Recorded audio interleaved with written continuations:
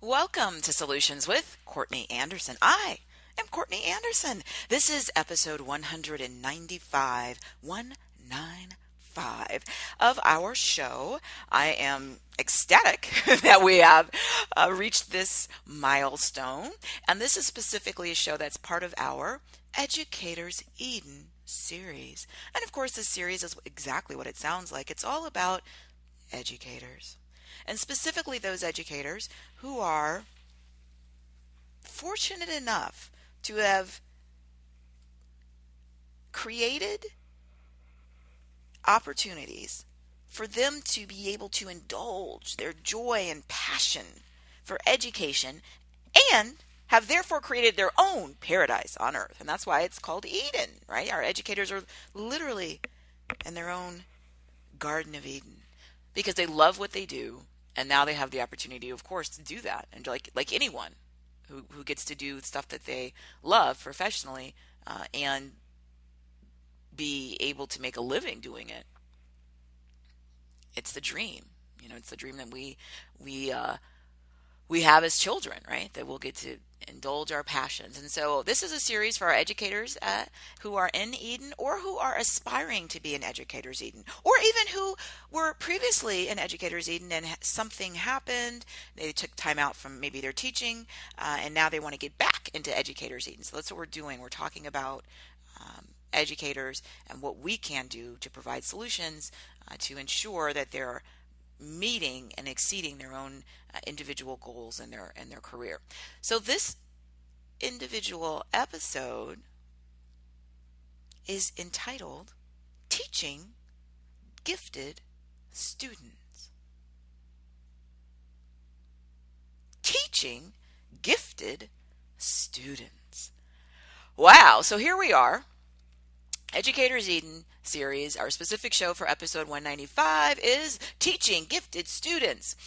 I have to, and full disclosure, share that this is a show I was really looking forward to doing. So what I constantly, as you can imagine, I'm sure, am working through different ideas and different schedules for recording different shows and programs. And so this is one that I was super excited about. And for my own, as I said, anecdotal experience. I was a child who in elementary and middle school or junior high and in high school was placed in a separate gifted and talented course curriculum and programs. And I've mentioned in other programs that I was raised in an environment that was I was called a military brat or an army brat, and basically that's slang, and what it means is that I had a parent or maybe both parents who were in the military. I actually had one parent in the military, and that typically, especially at the time that I grew up in the United States military, my father was in the United States Army, you as a family moved all the time because the career, my father retired as a Army lieutenant colonel, as an Army officer. He moved all the time, so the family moved, and so I got to go to different schools all over, and I had the ability and the opportunity to experience different gifted and talented programs as we were moving to different parts of our world.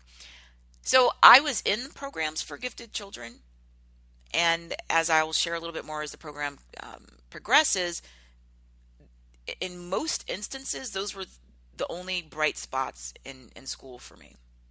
And so, just from the perspective of somebody who was a child, as we all were, right?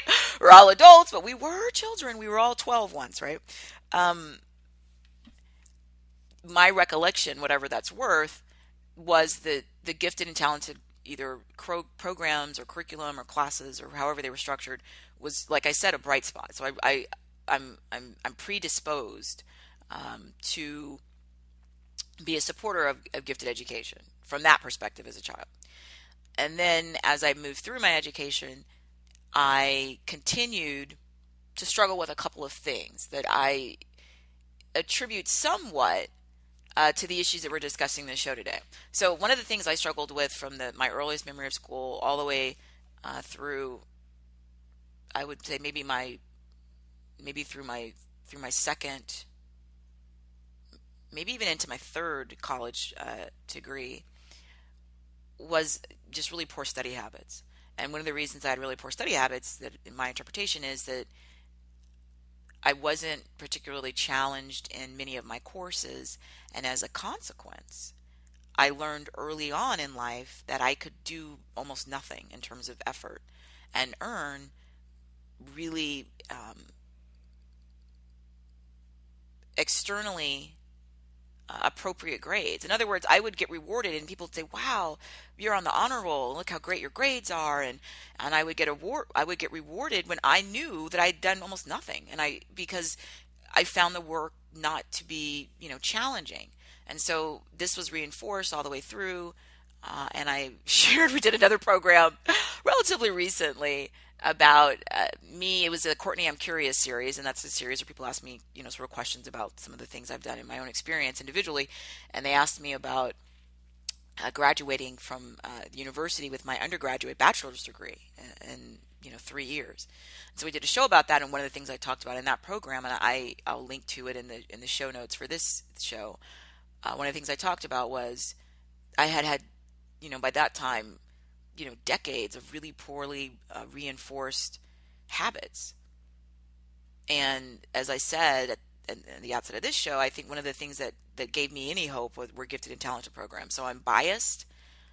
And as an educator, and I've taught primarily university courses and primarily graduate school courses, but the thing I always ask my gifted students, and yes, I do believe, and I'm not, let me get it out of the way. I fully understand that many people don't agree with any type of identification or segregation or a special curriculum for anyone based on the idea that anyone might be talented and or gifted, or any type of terminology that's utilized. I understand that. We're not going to obviously be able to handle that debate in this one show. It is certainly something that I have spoken about and will continue to speak about, and will create as many programs as we are able to try to address. But I'm biased. As I said, I went through these programs and I found them to be the bright spots in my education. And as a teacher, I, like most of us, and we've talked about in other educational Eden series, how we have our own bias, we have our own biases, we have our own experiences that we bring into the classroom. And so one of mine is that I worry, and I work based on my worry to ensure that the students who are gifted and talented, I'll just use that terminology in my graduate classes, aren't bored. So I worry that they'll be bored, and it's the first question I ask my students when I'm having an office hour or one-on-one discussion with them about the course. I'll ask them, "Are you bored?" And I identify them how? Well, I identify them based partially on grades, but that's not all of it. The other thing I do is I look at the quality and the caliber of their analysis. So if they seem to grasp issues that other students don't, if they have a very unique voice, in terms of, A, the mechanics of their writing skills, and two, sort of the creative personality that comes through, I identify them as someone who's not struggling. And like I said, I worry about that because my personal sort of, perspective is that I've been that student, and so I ask them, "Are you bored?" And then I listen. And I do a lot, because it's my responsibility, I believe, as educators in Eden, that we don't ignore the needs of the students who are gifted and talented students. And I understand, because like I said, I've had the pleasure and the opportunity to teach university courses for many years, that in the same course where I'll be asking one of my advanced gifted students, "Are you bored?"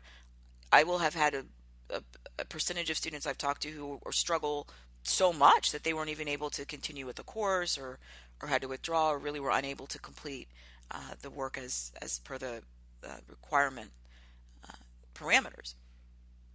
My perception as an educator, though, is I'm not going to leave my advanced and gifted talented students out there bored while I fret over the student who is maybe on the other side of that spectrum, who's really challenging. It's my job, and it's very difficult to craft individual feedback, interaction, and engagement so that I'm reaching students where they are. And so one of the reasons that I said I'm I'm predisposed toward teaching gifted children and identifying them is because the further away, the wider the range, obviously all educators deal with this, right? The wider the range of student abilities and the harder it is because you just have more ground to cover. And if I have somebody who's, really, really struggling and may have a, sixth grade literacy skills, and I've got other students who are writing and reading with literacy commensurate with a graduate student, then there's just too much space for me to meet all those different types of needs. And as I said, I look forward to this program, but it also is a little bit of a challenge in this program. As I said, I'm personally predisposed to believe that every single student deserves the absolutely best educational environment we can provide, we as educators. And I believe this. And I understand that whenever you get to really small populations in terms of percentage, then just by nature of the fact that it's not the majority of the population, you're going to have less attention, you're going to have less resources. And so that's a challenge. One of my really fundamental concerns is that there is an understanding and an awareness for students who might be on the other end of the spectrum in terms of challenges with skill acquisition and needing additional resources, which I believe is absolutely what we need to do. Obviously, we as humans. I don't know if there's the same general perception, even among educators, that the really gifted, advanced, talented students, whatever you want to call them, are in need of extra help. And my own experience, I've had, teachers and administration professionals say something along the lines to me of, you don't need any help. Your grades are great. Your test scores are, the best. You just got, whatever academic award. You don't need anything. And my point is that, yeah, I do. That's the whole problem. The problem is I know I'm doing almost nothing in terms of what I'm capable of. I know this because as I mentioned a minute ago, and as I said, I went into more detail in some of the other programs where I talked about my individual school experiences. I know I didn't read what was assigned. I know I waited until the last minute to, take a short amount of time and barely look over something, and then I go and I do so, quote, well. That's a problem. That's a huge problem. And then you have an issue with I'm not engaged, I'm bored. And it's not, I don't think it's fair to just sort of use only grades. This is why I said in my classes as an educator, I don't only look at grades. I look at the quality of the work because I can tell when somebody has that extra level of analysis and ingenuity in their work, even if it's sort of, I can tell even if it's rushed. So maybe it isn't the highest grade because maybe they did that in 20 minutes, something that took somebody else 7 hours.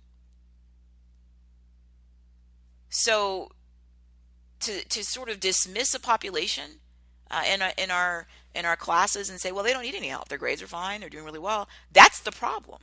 Especially if they're not challenged, if they're bored, if it's easy for them, if they're putting together last minute stuff, they're putting 4% of the effort that they could put into it, and you're rewarding them, then that's a huge problem. Because as I said, my own experience that I've interpreted, and of course this is memory, so that's as flawed as any of our memory, is that I got away with that for so long, and I cheated myself. Yeah, because I know I could do almost nothing. I could not show up for class, which I had a very serious challenge with attendance because I realized relatively early, what am I attending for? I'm not doing anything here. They're not teaching anything new. It's the same thing that I was here last time I was here. I can show up at the last minute and get, whatever successful accomplishment met according to their metrics. And so why bother to come sit here and be bored? And I have to say, one of the reasons we were, this show's been scheduled for a while, obviously, we have an ongoing calendar we work on, but I had just very recently I was hanging out with a friend of mine. So we were at a lunch. This is really recent, the last couple of days. So I saw a friend of mine, a great friend, and is also an attorney and does other professional work with her law degree that's really creative and interesting. So she's just a really neat person. And we were talking, and basically, some kind of way we got to a discussion about education and about this issue about being bored in school. And so we're telling, sort of stories to each other, and basically, we shared sort of war stories, right? Of being in a classroom. This is as a child, so whatever, elementary school or middle school or high school, being being in a classroom where it's excruciating, and you're bored to begin with, and then there's some sort of class activity, and the other students are moving so slowly. And so especially when we're doing things like problem solving, as a group in math or reading out loud, and the other students are moving so slowly.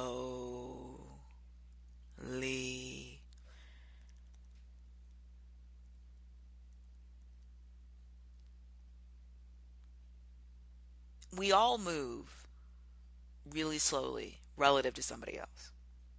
So there are instances where I'm the one in a class who's moving so slowly.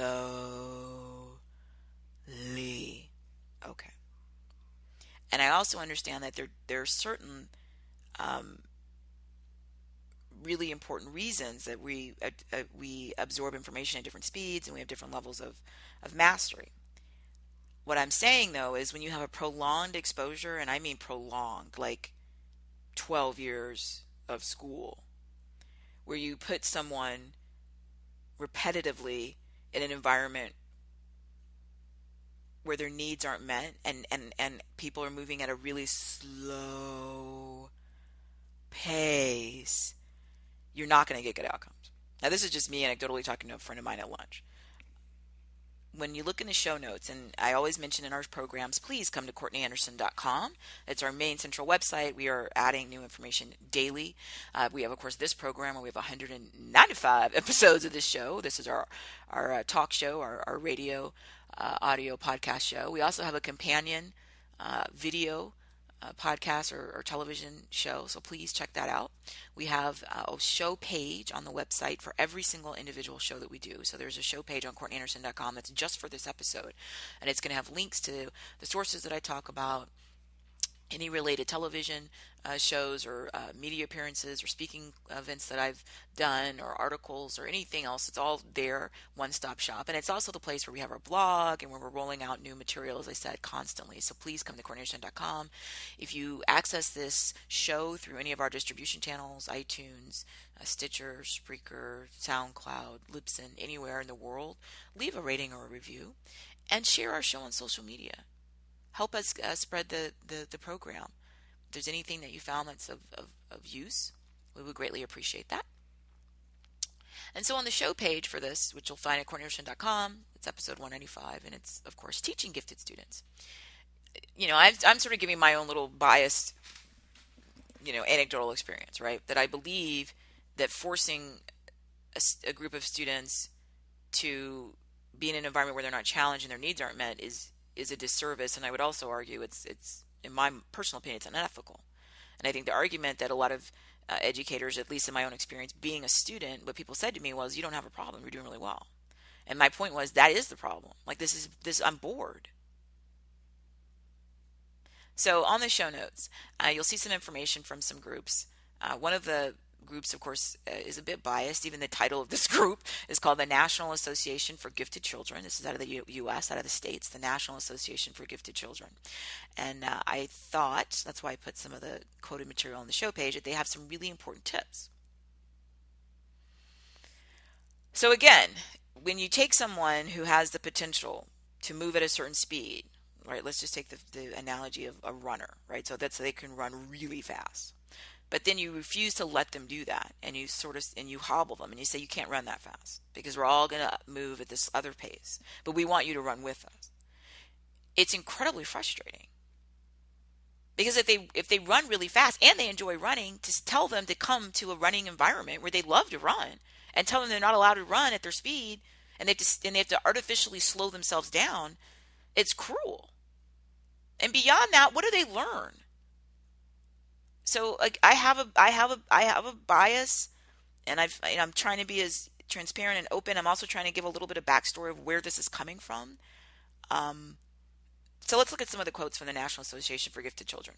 And this is, and again, I have another issue or concern that we sort of act as if gifted education stops when children finish primary and secondary school. It's sort of like, well, they finished high school, they graduated from high school, we don't need to worry about it. Now you're in college, and I guess the idea is in college and undergrad or in grad school that you can just, take your own classes and move at your own pace. So basically, I guess that's supposed to compensate for being gifted. I do know, and I did go to universities for undergrad that had specific honors programs or gifted programs for students who met whatever metrics. And I was in those classes. So I was in the advanced or gifted or honors program, undergrad classes at two huge uh, research universities. So I've been in that experience, and those again were good. I enjoyed it. Smaller class sizes, we moved at a little bit more reasonable speed. I still think that there's not an expiration date on this population, and even in their medical school, law school, PhD, any of their doctoral programs, they need gifted education program. In their master's degree classes, they need gifted classes, or they need curriculum that allows them to have uh, individualized experiences. But the idea, I think that, oh, well, everybody in this master's degree program is automatically going to move at the same speed. I've been teaching in graduate courses for quite a while, and that's just not accurate. I mean, it's the same distribution in some ways that we have in primary school and in secondary school. Now, obviously, the fact that they already finished undergraduate school and they're in graduate school is it's skewed a bit, but you still have a variety. And I think that ignoring the population of gifted students is something that I hope as a global community, as a global community of educators, that we begin more dialogue and more development of the resources necessary to support students all the way through as lifelong learners. I mean, most of us who are Educators Eden, who are in Educators Eden or aspire to be in Educators Eden, we love knowledge. That's why we love it. That's why it makes us so happy. And this idea of lifelong learning, it's somewhat of a cliche, but I actually believe in it for a multitude of reasons. One, why not, right? But if we have lifelong learners, then we should also have lifelong curriculum and faculty that are trained and prepared to make sure that we don't have people sitting somewhere bored and not challenged. So, some of the quotes from the National Association for Gifted Children. Again, this is in the title "Children," so we're not talking about my, 55-year-old graduate student. We're talking about little kids. But let's look and see. I thought I'd had some really good tips on some of the basics. So if you have never thought about this, or you're starting out your teaching career, I'm begging you in this program, obviously, to take some time to think about the gifted students. I do understand with large class sizes and with a lot of pressure with standardized testing in the United States, there have been a lot of federal programs that have impacted public, which is the free government school programs. And so if a teacher says, hey, I've got all these students and I've got to get them to pass this test, I'm really focused on that. I'm not really going to have the time to worry about the students who it's easy for them to pass the test. They already do it. They did it well. I don't have the resources, and I get that. I really, honestly, that's why I said as a dialogue collectively, as humans, I hope that we can do more to shine a light on this, because, my perception is, when we throttle back those who are the most, inquisitive and intellectually curious, sure, they're bored and they may then act out and be the class clown. They may skip school, which is my problem. They may disengage, even if they're physically in the room. They actually sometimes will end up not just skipping school, but they'll just drop out because it's so boring. As a society, not just in this recent time period, we're in the knowledge economy, which makes sense in this idea of knowledge is really important. But I would argue in any time period, who's going to the medical advances, the cure for diseases, the exploration of space, the exploration of deep sea, understanding our environment, predictive modeling. I can sit here and give how many places, the arts, music and dance, and in some ways for talented, gifted students that are artistically and or athletically gifted, there actually, I believe, is a little bit more opportunity for them to thrive, and because there are programs for dance, for music, for sports. I'm talking about the academically gifted student who I'm really worried about, right? And I would think as a society we would think to ourselves, no matter what time period we're in, no matter what societal position we have, won't we want the people who are really interested in ideas learning stuff? Why put together an environment where the people who may be the sort of most likely to come up with some new invention or breakthrough or interpretation or analysis, why make them bored and create problems? I mean, shouldn't we really make sure that their needs are met? Doesn't it hurt all of us when we don't get the advancement, we don't get the cure for the disease? I just think as a society, it's disturbing. And I in my last graduate degree, I actually did some research and did a paper on gifted students in prison, and mostly I was focusing on white collar crime, and it was an international meta-analysis I did originally, but because we've got data that it's a small percentage, obviously, but what I was researching was, if we have somebody who goes through school bored like I was, and also maybe has other factors that aren't there, maybe they don't have a supportive family environment or socioeconomic resources, and they do drop out, then often with that type of, we even have a term, right? A criminal mastermind, right? Well, if they're that brilliant that they could create some sort of criminal enterprise, then they could have used those same skills to do something that was really helpful to society. And it's often a combination of different environmental factors, again, socioeconomic factors, and then because there wasn't an opportunity for them to take those skills and shine in their academic setting. So I really do believe. I mean, part of this is just my own selfish experience, but I also think as humans, I mean, gee, we need, of anybody that we really need paying attention and engage and support it, it's the people who are moving at a faster pace, who see things that we don't see. They really need resources. All right, so here we go. So National Association for Gifted Children. This is on CourtneyAnderson.com, episode 195 on my show notes page. Here are a couple of things as tips for little kids. And again, I just gave sort of my lengthy emotional plea for us as a species, that we really need to think about how we support and or throw obstacles in front of and sabotage our students who are just a little bit more naturally inclined to love knowledge. All right, so here's some when you go to the actual link, you'll see that there are several different tips, sort of do's and don'ts for teaching gifted children. So I just have a few that I pulled out to highlight on our show page, and I strongly encourage you to go check out the actual source and then see all the tips. But a few of them that I thought were good do's, right? So here's a do. This is what you should do as an educator teaching gifted students.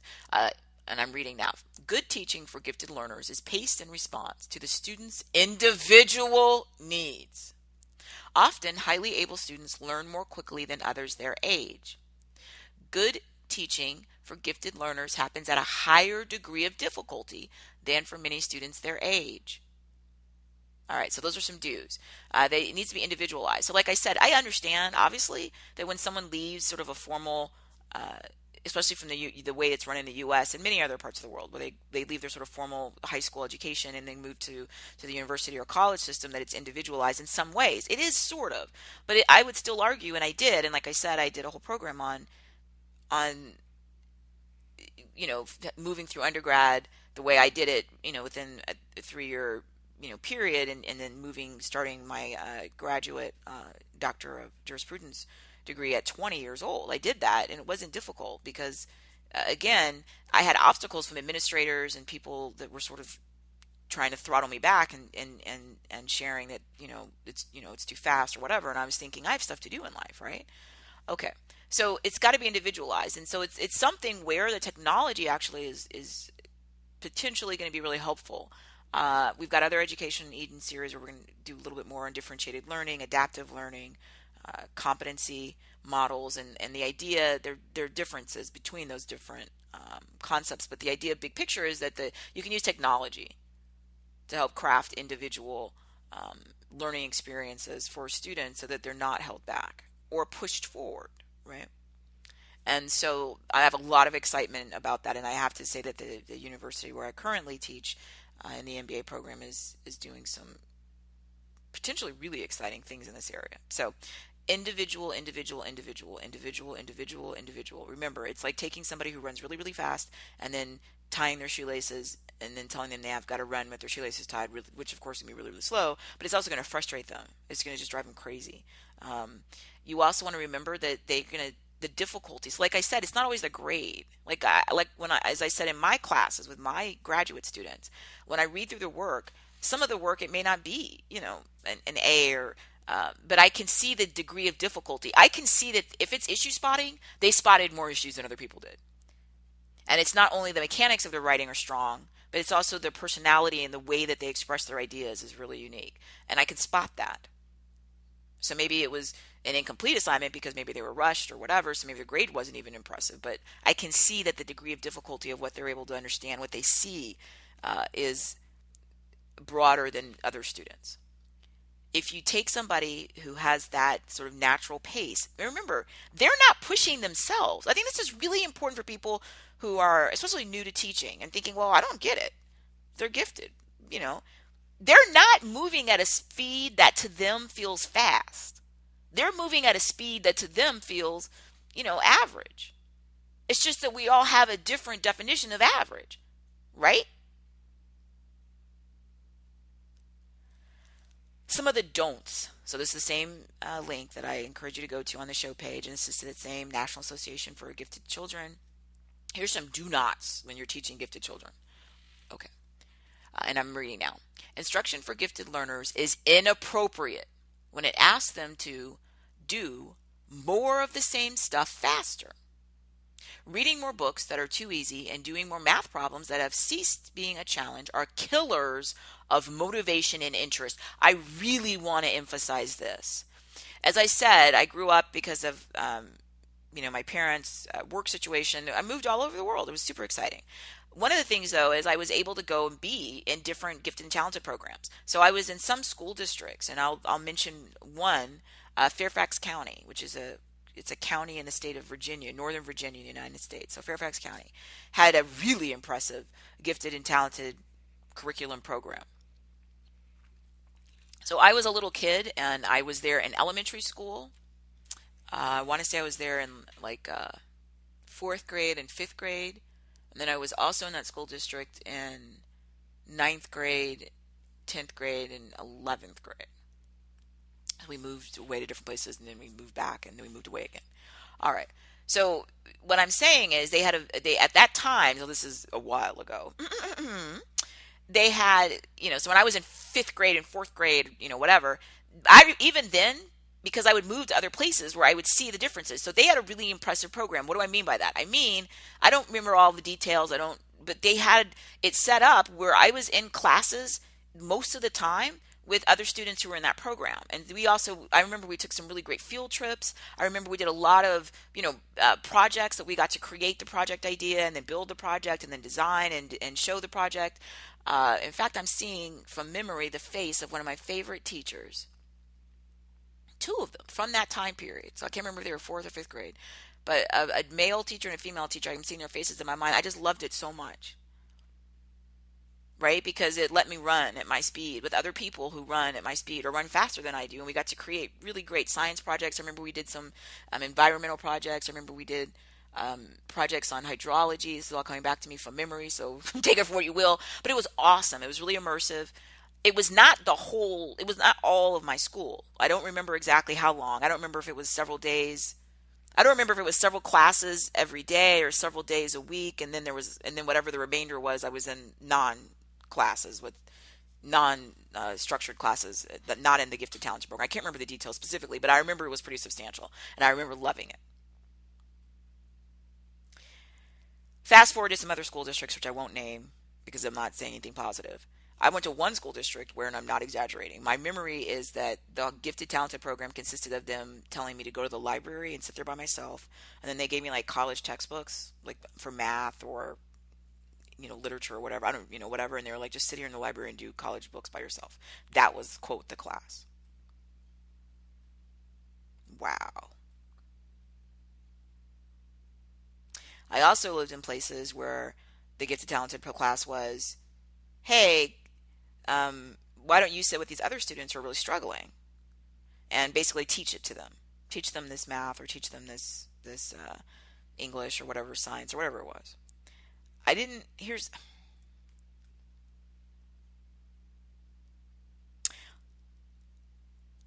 I love ideas.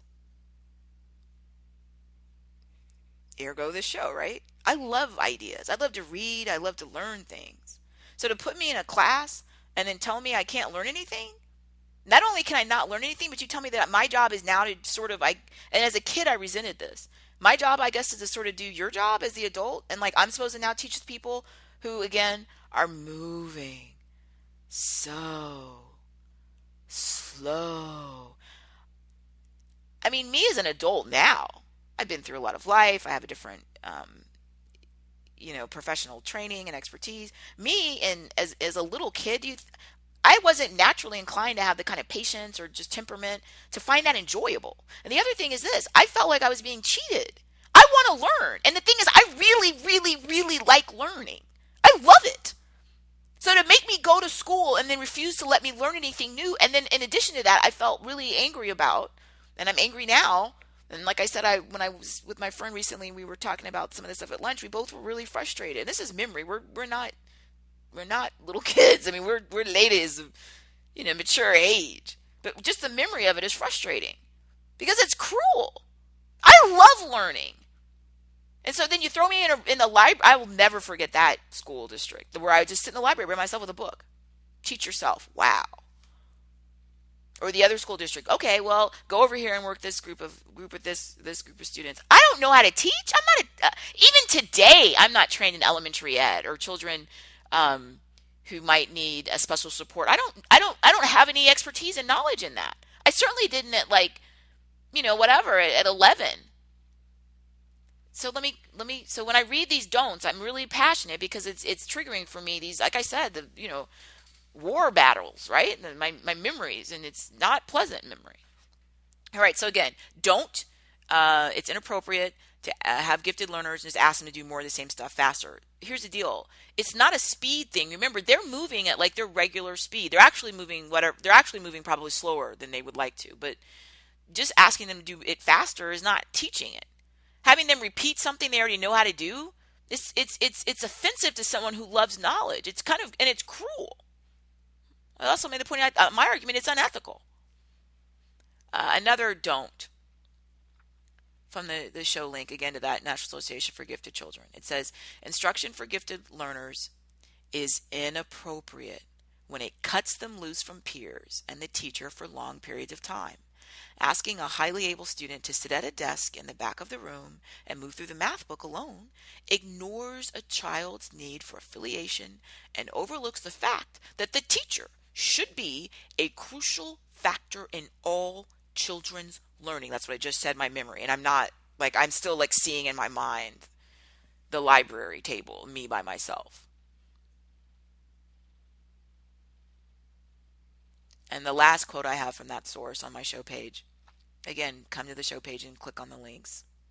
See the full list, because I think all of the information on the do's and the don'ts was really helpful. So my last quote says this: instruction for gifted learners is inappropriate when they spend substantial time in the role of tutor or junior teacher. All students need to be colleagues for one another, giving a hand or clarifying procedures when needed. That's quite different from when advanced learners spend chunks of time on a regular basis teaching what they already know to students who are having difficulty. Some educators suggest that doesn't harm highly able learners because their test scores remain high. Well, their test scores were already high. That was the point. And they want to learn things. So here's the deal. If somebody already has mastered this, whether or not you have them sit around and get more frustrated with trying to make them do a teaching job, it's not going to impact their test scores. They already knew the stuff. And again, I'm getting really, really emotional because I'm remembering in school as a child, a young person, a teenager, in my undergraduate courses. And to some extent, and beyond that, in some of the graduate classes, having administrators say to me, "Well, what's the problem? Look how fast you're moving through your degree, or look how high your grades are, look how high your test scores are." Look, if someone is in a position where the test scores come easy to them, then the test scores aren't reflective of anything other than the fact that they just came easy. They haven't learned anything. And if it's somebody who loves learning, to then say to them, well, look, you're doing fine. I'm not doing fine by my standards. I understand that I'm doing fine by this sort of average expectation to get people to the sort of bare minimum level. But I'm over that, and I want to learn something. Help me learn. I have some other links on the show page. One is from an article from the National Education Association out of the U.S. So again, I've got the link on the show page, and the title of the article is "Challenge Gifted Students, or They'll Do It For You." Well, actually, the article, the title of the article is "Are We Failing Gifted Students?" And then the section I'm reading from here was entitled "Challenge Gifted Students, or They'll Do It For You," and it talks about a student who actually, just oddly, happens to be in the article enrolled in the same school district that I gave the sort of positive note that I went to a long time ago, the Fairfax County in Northern Virginia. And so the student's name is CJ, and so this article is sort of talking about how CJ, gets a little bored in school. And so here's some quotes from that, and I've got the link, of course, on the show page, and it says, "Students like CJ are intellectually curious, highly motivated to learn." Now, again, I want to emphasize this. This is the group that is highly motivated to learn. They love learning. This makes them happy. Please let them do that.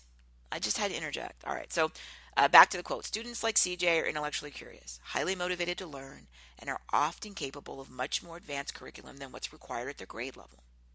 But they need to be challenged or they'll become bored and sometimes disruptive." And it goes on to say either they'll zone out or they'll act out.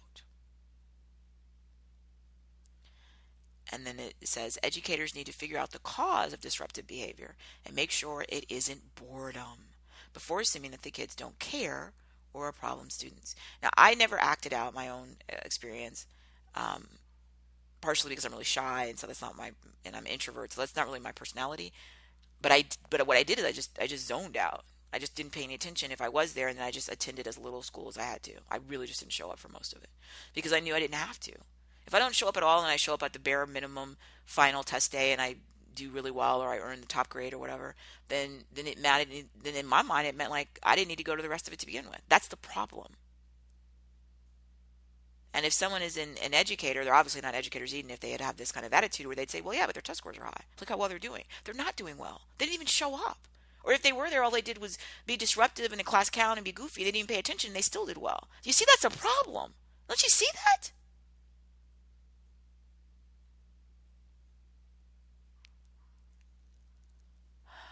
And I wanted to mention this because I thought it was really good. So the same article from the NEA, the same article, it talks about some research that shows there are 5 C's, 5 C words, that are essential for motivating bright students. Now, let me reiterate.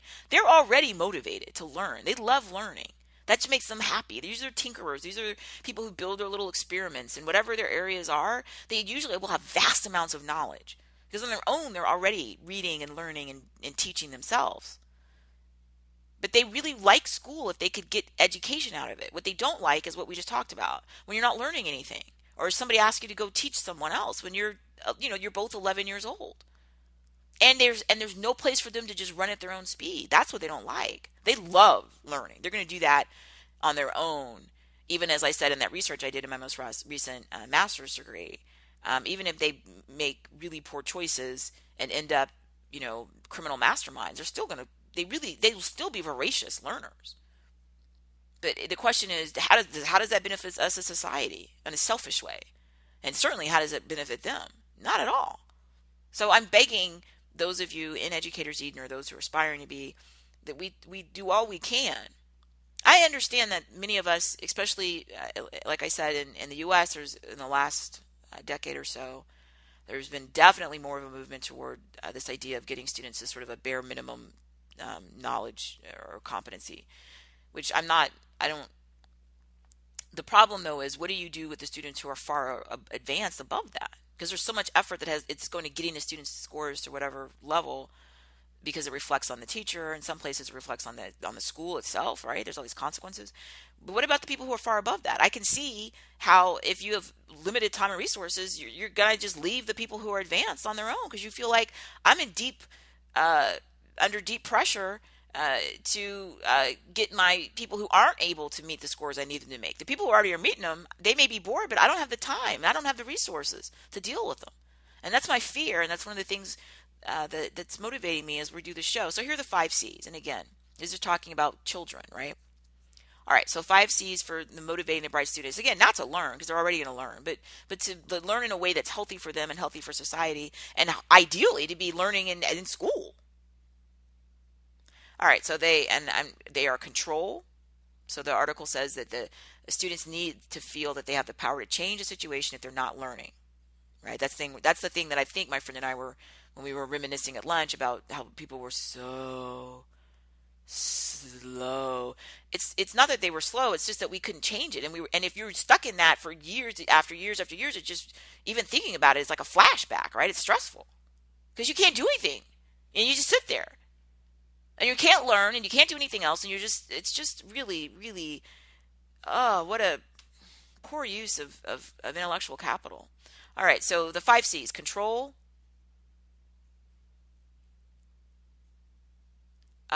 choice. Now, it's mentioned in the article, it says that often district and state guidelines restrict choice. Well, see, there we go again. All right, so control, choice, challenge. And then it makes the point, relearning old material isn't challenging. Well, duh. Complexity. And it states that they want depth to uncover the layers of a concept or idea. That's the thing I said I look for in my graduate students, to see where the ones are that are potentially going to be bored, or the ones that they're spotting issues that very few other students are. Sometimes they're spotting issues I didn't even see, right?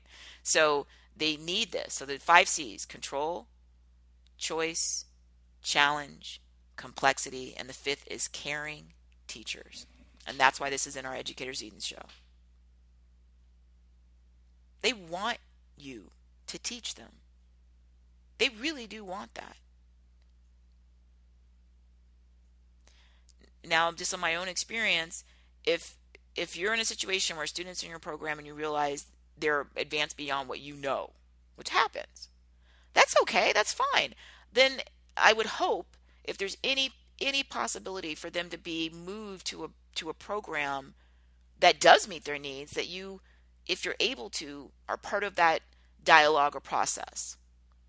If there's no other program, if there are no other resources, if all that you could do would be to send them to the library with a book, that's a tough call. It really is, because I know how depressing that is. But on the other hand, it's also, they're not doing anything if they're sitting there and you can't teach them.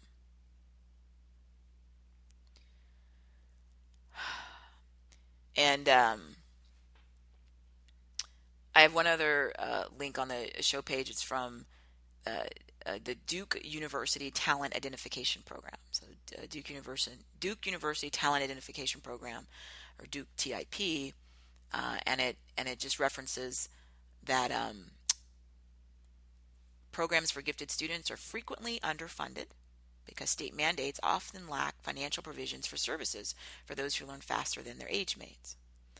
And then it notes that the passage of No Child Left Behind, which is a United States national federal government, underscores the federal emphasis on bringing students up to proficiency, and completely ignores those students scoring at and above proficient levels. And that's what I've been referencing in our program.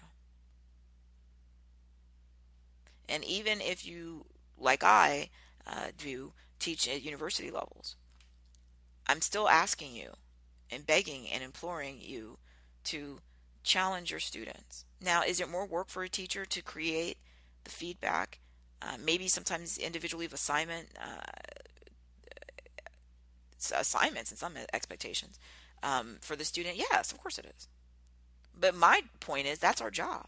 And I think that I gave my whole, impassioned argument for all of humanity, right? that we support our advanced or gifted or talented or accelerated, whatever term, to me that's irrelevant, but that they are supported and challenged. And like I said, I ask my students, I explicitly say to them, are you bored? And I talk through what I'm doing to try to help them not be bored. Additional feedback. Setting a new bar. With your gifted and talented student, you never want to just say, great job, or some equivalent of that. Well, duh. They already know what they're doing well. What aren't they doing well? And it's my job in the feedback for the advanced, gifted, talented students to tell them where they can improve. And that's harder than it sounds. Because it's obvious when someone has, sort of basic challenges, right? You didn't even understand the question. This was not at all the material that was assigned. You didn't grasp the concept, or they have really poor, mechanical skills. But if somebody has really strong writing skills, they did get the question, they saw a lot of it. What do you do to set the bar higher for them? Because they need that. I want to. We're moving toward closing this show, and I want to really emphasize this. They need a bar to reach for. You can't just say, great, because that's the same, lack of stimulation that they've probably gotten previously. So it's my responsibility, it's my job, and this, of course, is an ongoing work in progress, to sit there and go through that work even when I read it and think, that's brilliant, right? I still then need to sit there and maybe I have to come back to it, later and reevaluate and ask myself, where can they improve? And you know what? There's always something. An improvement, something that maybe they could do to explore an additional aspect of an issue that was raised, an application, activity that they could utilize. I teach graduate, MBA and business classes, so often that they can apply. But we're going to, an ongoing dialogue where I'll ask them follow-up questions and they'll come back to me. I ask follow-up questions in the feedback and the grades. And they'll come back to me and they'll say, oh, I'm glad you really asked that question. And it was something I thought about while I was working on it. And then we'll continue to have that dialogue. They need to be taught. That is our job. They need to have a bar they're reaching for and realize I'm not at some ignored state where what I do doesn't matter. No. They must see that there's growth potential for them. So as I said, sometimes the work is the first assessment I always use to help determine what students I'm more worried about that might be bored. And then sometimes I'll have dialogue with students. I was talking to a student, in the last year or so, we're having a one-on-one about class, and the student just happened to mention that they were a Mensa member. Well, okay, that makes sense, because I've been reading their work.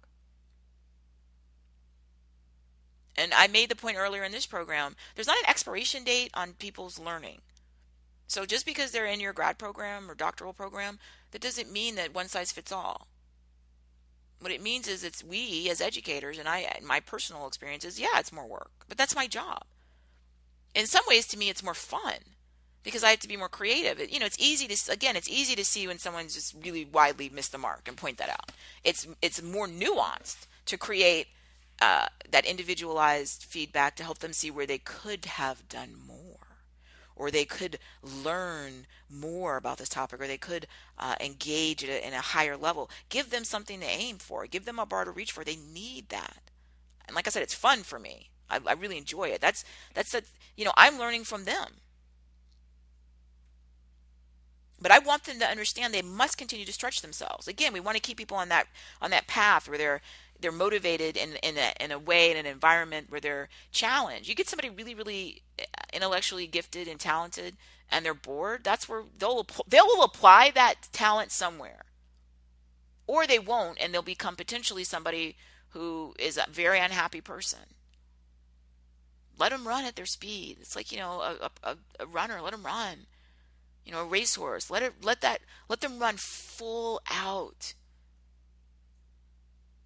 because it's fun for them and they need it and they deserve it. And they constantly have somebody told them, no, no, no, pull yourself back, pull yourself back, pull yourself back, be less than you're capable of. Again, it's offensive and it's destructive. So there was a lot we touched on. My takeaways for this show, I hope, would be that I tried to make the argument that you at least consider that, yes, different ends of the spectrum have different needs. There's very little discussion that I've heard in education in general that students who need special support to acquire skills, that they shouldn't receive that. Not heard it. Now, there are often different programs where students are sometimes mainstreamed with additional classroom resources to help them. In some classes, they're with learners at their own special needs. But I've never heard anybody say just take away all their support. My argument is that people on the other end of the spectrum, in some ways, are analogous. And they're often, the perception is, leave them alone. They're already doing it. And my point is, that's the problem. That's exactly the problem. And they matter. Every single individual student matters and has value intrinsically, and they deserve the opportunity to learn. And we're not going to deprive anybody of it. Just because their brain maybe processes information a little bit differently, they don't deserve to be isolated or ignored or prevented from being able to explore what they're capable of. I just am very emotional about this. So again, when you come to the show page, you'll see some of the links. Now, of course, these organizations are, they're set up for this type of learning, and they're going to be proponents of it. I am fully aware of a lot of the disagreement. Many people argue that there's no such thing as a gifted or talented student, that every student is gifted and talented. Some of them in ballet, some of them in art, some of them in sports, some of them in physics, and that no one should ever have any separation. Okay. I'm sharing my own personal experience. And what I'm saying is that you don't necessarily have separation, but you have individualization, so that students are able to learn. And to deprive someone of the ability to learn, again, I just find that reprehensible. And explore some of those links, because as you've noticed as I read through, they're basically repetitive. They're basically just telling you, teach them. Don't have them go do your job and tell them to go teach other students. They're not a teacher, they're a student. Let them be a student. Teach them. And I hope this was something that was thought-provoking, if nothing else. And for those of you who may have been, as I was, and my friend, we were talking at lunch, they went through some of this. What can we do as adults to be engaged in ways to come up with solutions for this population, so that this doesn't happen to current young people and children and future children? What can we do to be part of the solutions? So again, I do thank you for being here. I encourage you to go by CourtneyAnderson.com, access our show notes. If you go to any of our distribution channels around the world, iTunes or Stitcher, or Spreaker, or Libsyn, or we're adding new distribution channels every day, leave those feedback. Ratings and reviews are really important for our program, and share this program on social media. I'm so grateful to you, and again, thank you for being here and part of the program today.